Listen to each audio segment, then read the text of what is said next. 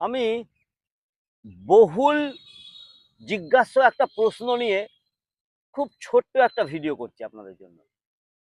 Sir, কপালভাতি আমি বসতে পারি না ঠিক মতো, হাঁটুতে ব্যথা। আমি কি চেয়ারে বসে করতে পারি? আমি যদি পদ্মাসনে না বসতে পারি, তাহলে কি আমি সুখাসন, সিদ্ধাসন কোনোভাবে বসতে পারি? কপালভাতি আপনি যদি বসতে না পারেন, চেয়ারে বসে কেন করতে পারবেন না? আমার প্রশ্ন হচ্ছে সেটা। আপনি দাঁড়িয়ে দাঁড়িয়ে কপালভাতি করুন।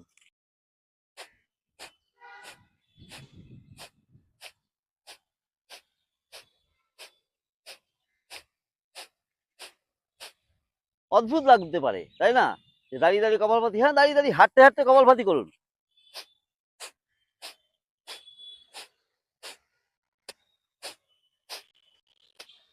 আপনার মোশন আর আপনার কপালভাতি স্ট্রোক ডিপেন্ড করবে আপনার উপরে, আপনি কতটা প্র্যাকটিস করছেন। বসে কেন কপালভাতি করতে পারবেন না? বেনিফিট সেম হবে স্যার, 100% সেম বেনিফিট পাবেন আপনি। কপালভাতি যে বসেই করতে হবে তার তো কোনো মানে নেই। কপালভাতি কি করে? শুধু পেট না তো, Kapalbhati frontal region of the ব্রেনকে অ্যাক্টিভেট করে, যেখানে থার্ড আই থাকে। কপাল ভাতি মানে কপালকে সাইন করানো, ভাতি মানে সংস্কৃত শব্দ, ইংলিশে যেটাকে বলা হয় সাইনিং, স্কাল সাইনিং ব্রিদিং, কপালভাতি।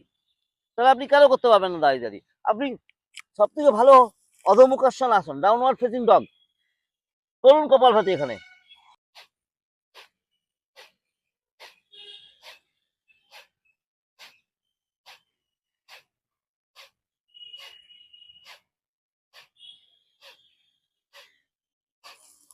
স্যার, হাই প্রেসারে কি কপালভাতি করা যায়? দেখুন, যদি প্রেসার আপনার হাই হয়, তাহলে সাধারণত কপালভাতি করা যায় না। কেন?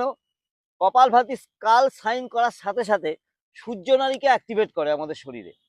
আর আপনার যদি বিপি হাই থাকে, ব্লাড প্রেশার হাই থাকে, তাহলে সূর্যনাড়িকে অ্যাক্টিভেট করা যাবে না। প্রেশার হাই থাকলে চন্দ্রনাড়িকে অ্যাক্টিভেট করুন। তাহলে কি কপালভাতি করতে পারবে না? কেন পারবে না? পারবে। কিভাবে পারবে? লেফট নস্ট্রিল কপালভাতি, মানে হচ্ছে চন্দ্রনাড়ি দিয়ে কপালভাতি করুন, শুধুমাত্র সূর্যনাড়িকে ছেড়ে দিন।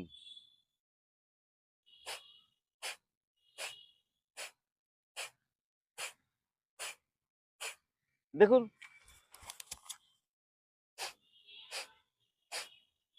আমি বজ্রাসনে বসেছি, আপনি পদ্মাসন, সুখাসন, সিদ্ধাসন, আপনার খুশি মতো আপনি যে কোনো আসনে বসতে পারেন, বা আপনি চেয়ারে বসেও করতে পারেন। লেফট নস্ট্রিল কপালভাতি। স্ট্রোকটা হবে খুব ধীর লয়ে, বারবার বলছি। যেহেতু আপনার হাই বিপি আছে, তাই স্ট্রোকটা শান্ত শিষ্ট ভাবে দেখুন।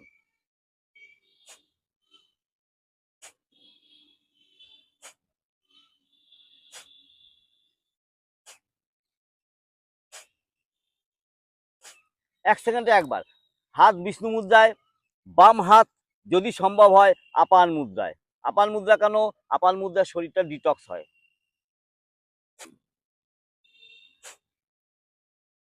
এক সেকেন্ডে একবার।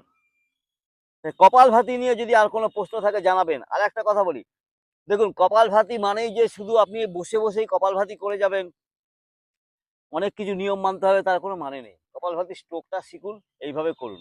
দাঁড়িয়ে কপালভাতি করুন, আসনের সাথে কপালভাতি করুন। আপনি যদি হাই বিপি থাকে তাহলে লেফট নস্ট্রিল দিয়ে শুধু কপালভাতি করুন। করার পর লেফট নস্ট্রিল ব্রিদিংটা অবশ্যই করবেন, যাদের হাই প্রেশার আছে। কপালভাতি করার পর বাঁ দিক থেকে শ্বাস নেবেন, ডান দিক থেকে ছেড়ে দেবেন।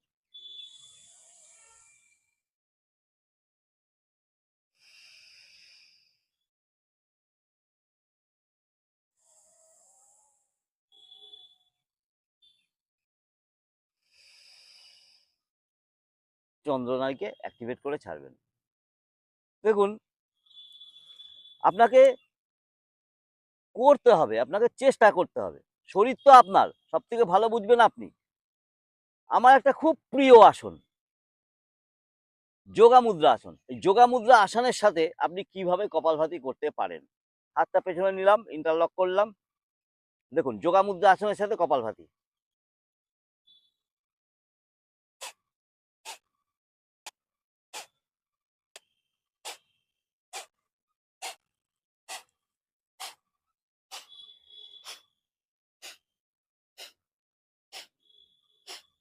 এখানে যখন নিচে নামবেন আর করবেন না, এখানে স্টপ।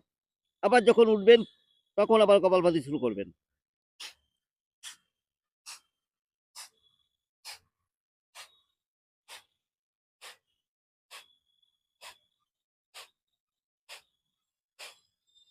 একবার করে দেখুন, আমার কথা একবার বিশ্বাস করে দেখুন, you will get better result. তাই আশা করি কপালভাতি নিয়ে আপনাদের উত্তর দিতে পেরেছি প্রশ্নের। আগামী দিনে আসছি লাইভে, সম্ভবত আগামী রবিবার। থাকবেন, দেখবেন। আপনাদের জন্য মহাদেবের কাছে অনেক প্রার্থনা। ওম নমঃ শিবায়। ॐ नमः शिवाय।